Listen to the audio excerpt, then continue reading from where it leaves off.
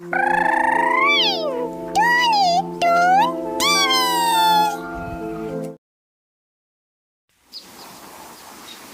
का वक्त था।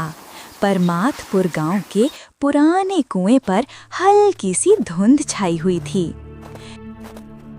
कुएं के पास दो लड़कियां पानी भरने जा रही थीं, प्रीति और किरण।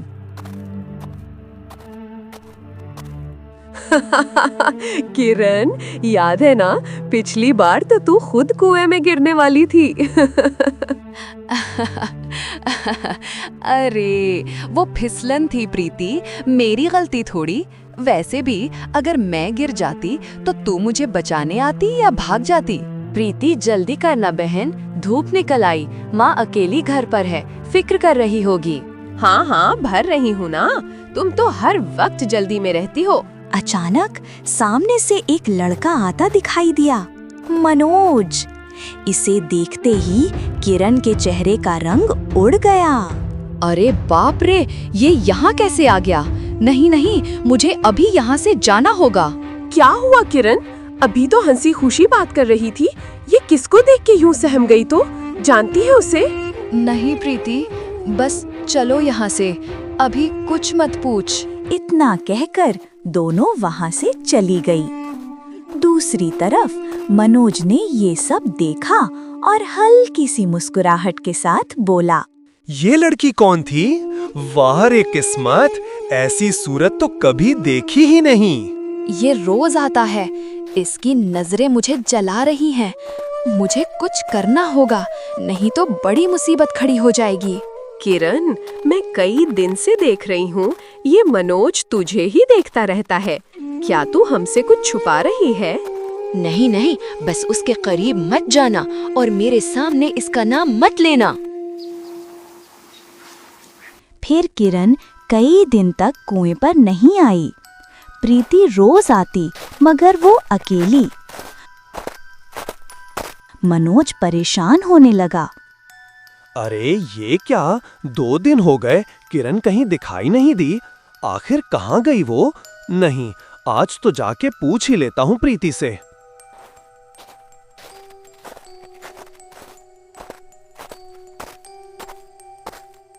प्रीति, किरण कहाँ है? 2 दिन से नहीं आई। प्रीति ने गुस्से से कहा, बस मनोज, अब अपनी ड्रामेबाजी बंद कर। पूरी बस्ती जानती है तू इसका पीछा करता था और अब वो गायब हो गई है। सब यही कह रहे हैं तुमने ही कुछ किया है। क्या बकवास कर रही हो? मैं तो उससे मोहब्बत करने लगा था। मैं उसे नुकसान क्यों पहुंचाऊंगा? अगर सच बोल रहा है तो जाके अपनी मोहब्बत को ढूंढ के दिखा, फिर यकीन कर लेंगे कि तू कसूरवार नहीं।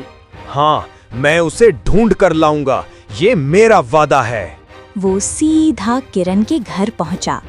दरवाजे पर किरण की माँ लालिता देवी बैठी रो रही थीं।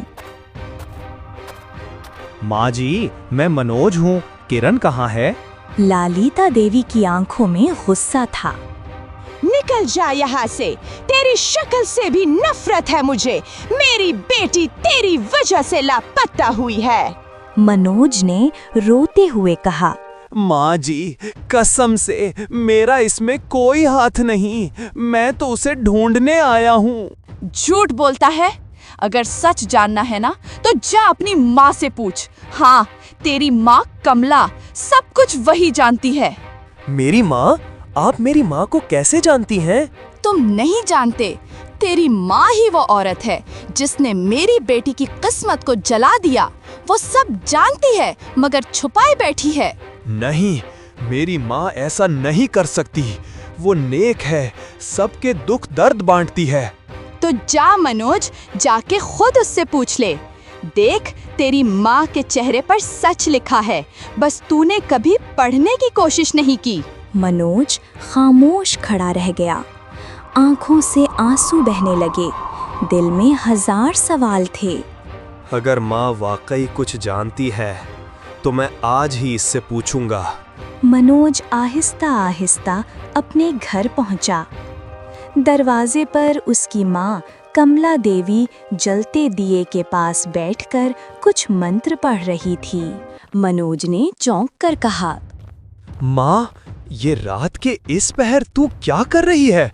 और ये तेल जलाने की खुशबू? कमला देवी ने चौंक कर कहा। अरे मनोज बेटा, तू बाहर था और ये तो बस यूं ही कुछ पुराने रस्म के दिए जला रही थी। मनोज ने गौर से देखा। कमला के चेहरे पर पसीना चमक रहा था और आंखों में अजीब सा खौफ। माँ, क्या तुम मुझसे कुछ छुपा रही है? मैं क्यों छुपाऊंगी? नहीं तो क्या बात है बेटा? किरण लापता हो गई है माँ। पूरा गांव मुझे इल्जाम दे रहा है, मगर ललिता देवी ने कहा कि तू सब जानती है। माँ, आखिर सच क्या है? ये सुनते ही कमला देवी का चेहरा जर्द पड़ गया। क्या क्या कहा तूने? किरण लापता हो गई? हाँ माँ, 3 दिन से गायब है। सब कह रहे हैं कि उसके पीछे कोई पुराना साया है, मगर वो साया आखिर किसका है? नहीं, ये नहीं हो सकता। मैंने तो सब मंत्र करके दरवाजा बंद किया था। फिर वो कैसे आजाद हो गई? मनोज चौंक गया और बोला, कौन आजाद हो गई माँ? तू किसकी बात कर रही है? कुछ नहीं बेटा, तू जाके सो जा। रात बहुत हो गई है। नहीं माँ, आज सच बता, किरण के गायब होने का ताल्लुक तेरे इन मंत्रों से है? कुछ सच ऐसे होते हैं बेटा, जिन्हें जानने से बेहतर है भूल जाना मनोज। इतना कहकर वो चली गई। मनोज के दिल में जैसे तूफान मच गया। अगली सुबह पूरा गांव हलचल में था। ललिता देवी बेहाल हालत में लोगों के बीच बैठी रो रही थीं। मेरी किरण को किसी ने छिपाया है, या शायद वो खुद नहीं रही। प्रीति की आंखें भी रो रो के लाल हो चुकी थीं। अरे मैंने तो कहा था उस पुराने कुएं के पास ना जाना। वहाँ एक साया है जो लड़कियों को अपनी तरफ खींच लेता है। मेरी बेटी तो नेक थी, उसने कभी किसी का बुरा नहीं सोचा, फिर उसके साथ ये क्यों? उसी वक्त मनोज भी आ गया।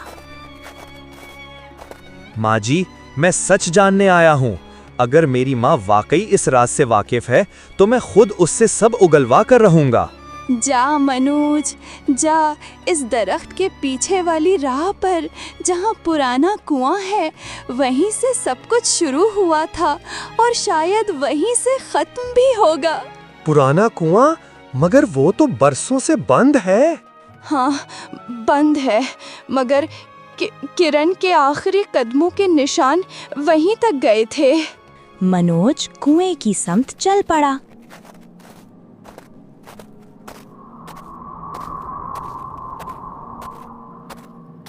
पुराना कुआं अब स्याह धब्बे की तरह दिखाई दे रहा था। सच जानना है तो इस कुएं के अंदर झांक कर देख। मनोज ने कांपते कांपते कुएं में झांका और उसके चेहरे का रंग उड़ गया। पानी में किरण का दुपट्टा तैर रहा था और साथ ही एक पुरानी चांदी की चूड़ी, जिस पर लिखा था कमला। ये चूड़ी मेरी माँ की कैसे हो सकती है? वो तो कभी इस जगह नहीं आई। नहीं मनोज, वो आई थी और वही लाई थी मुझे यहाँ तक। ये आवाज हवा में गूंजी, जैसे किसी लड़की की सिसकियों से निकली हो। मनोज ने घबराकर पीछे देखा, मगर वहाँ कोई नहीं था। मनोज के कदम खुद ब खुद घर की तरफ बढ़ने लगे। पूरा रास्ता उसके जहन में एक ही सवाल गूंज रहा था। क्या ये सब मेरी माँ ने किया है? क्या मेरी माँ किरण की असल मुजरिम है? मनोज के घर पहुंचने पर दरवाजा बंद था, मगर अंदर से हल्की रोशनी झलक रही थी। अंदर कमला देवी एक पुराने आईने के सामने खड़ी थीं। उसके इर्द गिर्द कुछ अजीब सी राख बिखरी हुई थी और आईने के सामने जलती हुई एक लाल मोमबत्ती। मनोज ने चौंक कर कहा, माँ, ये क्या कर रही हो? ये कौन से मंत्र हैं? और ये आईने पर खून के निशान क्यों हैं? कमला देवी ने चौंक कर पीछे देखा। मनोज, तू यहाँ? मैंने कहा था ना, इस कमरे में कभी ना आना। ये सब क्या है माँ? मैं सब जानना चाहता हूँ। किरण कहाँ है? वो चूड़ी, वो तेरे नाम की है, वो कुएं में तैर रही थी। बता माँ, तूने क्या किया? कमला की आंखों से आंसू बहने लगे। बेटा, मैंने किसी का बुरा नहीं चाहा, मैं सिर्फ अपनी पिछली गलती का कफारा चाह रही थी। कफारा? कैसी गलती माँ? सालों पहले मैंने अपनी जवानी में एक पुराना मंत्र किया था, एक ऐसा मंत्र जो खूबसूरती और दौलत देता है, मगर उसके बदले किसी नेक रूह को कैद करना पड़ता है। मैंने तब ललिता देवी की नन्ही बेटी किरण की किस्मत पर जादू कर दिया था, ताकि मेरी औलाद को खुशी मिले। माँ, तूने ये क्या किया? मगर क्यों? किरण वो तो मासूम थी। मैं मजबूर थी बेटा, मैं गरीबी से तंग आ गई थी, मगर जब तुझे पैदा किया तब समझ आई कि जो मैंने किया वो जुल्म था। मैंने सालों तक इस मंत्र को तोड़ने की कोशिश की, मगर नहीं कर सकी। तो फिर अब किरण कहाँ है? कमला ने धीरे से आईने की तरफ देखा। इसी आईने में कैद है वो। मैं उसे आजाद करने की कोशिश कर रही थी, मगर देर हो गई। कल रात जब मैं मंत्र पढ़ रही थी, हवा का एक झोंका आया, दिया बुझ गया और कैद रूह आजाद हो गई। मनोज के पीछे से अचानक हवा का झोंका आया, फिर हल्की सी रोशनी उभरने लगी, जैसे कोई साया उसमें हिल रहा हो। फिर एक आवाज सुनाई दी। आईने के अंदर से किरण का चेहरा उभरा। मनोज, मेरी माँ रो रही है। वो नहीं जानती कि मैं कहाँ हूँ। मुझे आजाद कर दो, इस कैद से निकालो। मैं क्या करूं किरण? कैसे बचाऊं तुझे?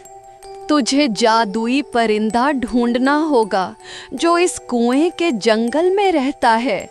उसके परों से निकलने वाली रोशनी ही इस कैद को तोड़ सकती है। मगर खबरदार, वो परिंदा हर आजमाइश लेता है, दिल, नीयत और खून की। मैं तैयार हूं किरण, तेरी रूह को आजाद करके रहूंगा, चाहे अपनी जान देनी पड़े। कमला देवी घबरा कर बोली, नहीं बेटा, वो जंगल, वो शापित है। वहाँ जाना अपनी मौत को बुलाना है।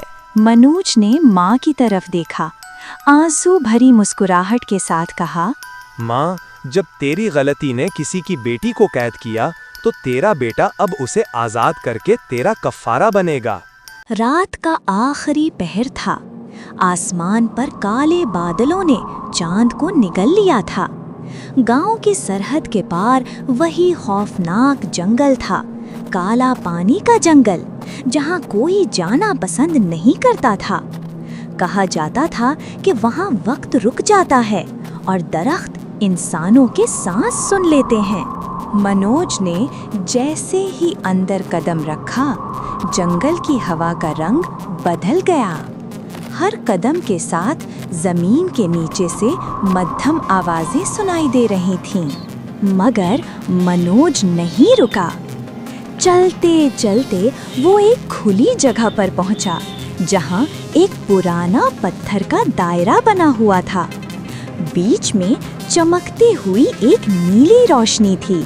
अचानक एक गर्जदार आवाज गूंजी, कौन है जो नेक रूह की कैद तोड़ना चाहता है? मैं मनोज हूँ, अपनी माँ के गुनाह का कफारा अदा करने आया हूँ। मैं किरण को आजाद कराना चाहता हूँ। हवा में धुआं सा उठा, नीली चमक उल्लू में बदल गई। ये वही जादुई परिंदा जिसका जिक्र किरण ने किया था। उल्लू ने गहरी आवाज में कहा, अगर तू सच में उसे बचाना चाहता है तो 3 आजमाइशों से गुजरना होगा। पहली आजमाइश सच्चाई की, दूसरी आजमाइश कुर्बानी की, तीसरी दिल की खालिस नीयत की। मनोज ने सर झुकाकर कहा, मैं तैयार हूँ। पहली आजमाइश सच्चाई की। उल्लू ने पर हिलाई और हवा में धुंध भर गई। मनोज के सामने 3 साए आए, लालिता देवी, किरण और उसकी माँ कमला देवी। लालिता देवी चीखें, मनोज, तुम कातिल हो! तुमने मेरी बेटी को कुएं में धकेल दिया। बेटा, उनकी बातों में मत आना, सब झूठ है। किरण खामोश खड़ी थी, आंखों में दर्द था। बताओ मनोज, सच क्या है? अपनी माँ की बात पर यकीन करोगे या अपनी रूह की आवाज पर? मनोज ने आंखें बंद की, दिल पर हाथ रखा और कहा, मेरी माँ ने गलती की, मगर उसका मकसद बुरा नहीं था। सच यही है कि कसूर हमारा है, किरण बेकसूर थी। उल्लू की आंखों में रोशनी चमकी। अब दूसरी आजमाइश कुर्बानी की।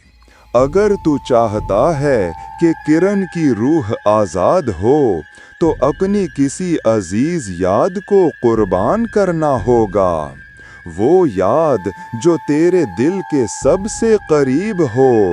मनोज ने आंखें बंद की और अपनी माँ को याद किया।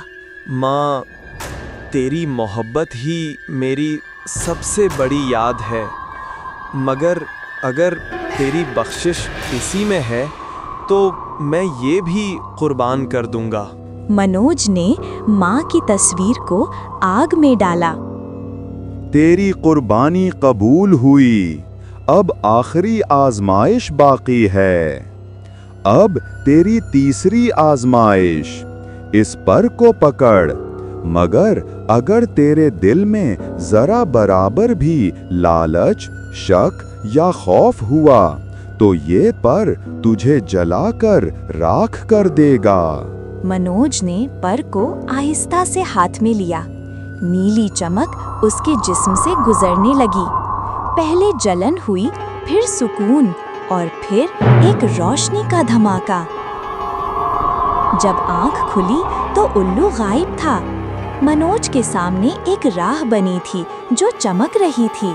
हवा में किरण की आवाज गूंजी, मनोज तो कामयाब हो गया। दूर एक दरख्त के नीचे खड़ी किरण मुस्कुरा रही थी। अब मैं आजाद हूँ मनोज। तेरी नियत ने मुझे रोशनी दी और तेरी कुर्बानी ने मेरी कैद तोड़ दी। मनोज घुटनों के बल बैठ गया। किरण, मुझे माफ कर दे। मेरी माँ की वजह से तुझे ये सब कुछ सहना पड़ा। मनोज, मैंने तुम दोनों को माफ किया। मनोज और किरण अब गांव की तरफ लौटे। मनोज, अब मैं अपने घर जाती हूँ। माँ मेरा इंतजार कर रही होगी। ठीक है किरण, मैं भी चलता हूँ। मनोज घर पहुँचा तो कमला देवी दरवाजे पर बैठी थीं। बेटा, तू सही सलामत लौट आया। क्या हुआ वहाँ? और किरण? माँ, किरण अब आजाद है। उसने हमें माफ कर दिया है। क्या उसने हमें माफ कर दिया? इतना जुल्म सहने के बाद भी? अब मनोज और मनोज की माँ किरण के घर गए।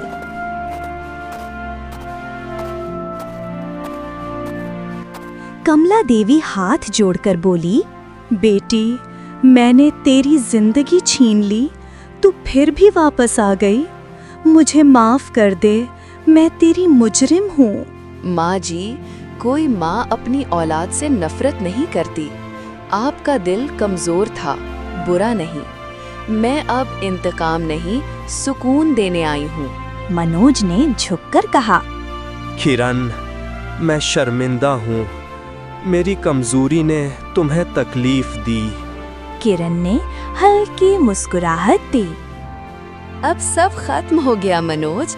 गुनाह का साया मिट चुका है। बस अब इस गांव में किसी के साथ जुल्म ना हो, यही मेरी ख्वाहिश है। अगर किरण की कहानी ने आपके दिल को छू लिया, अगर आपने भी कभी किसी अपने को खोकर उसकी यादों में जी लिया है, तो इस वीडियो को दिल से लाइक कीजिए और हमारे चैनल टूनी टून टीवी को सब्सक्राइब करना ना भूलिए, क्योंकि यहाँ हर कहानी सिर्फ सुनी नहीं जाती बल्कि महसूस की जाती है।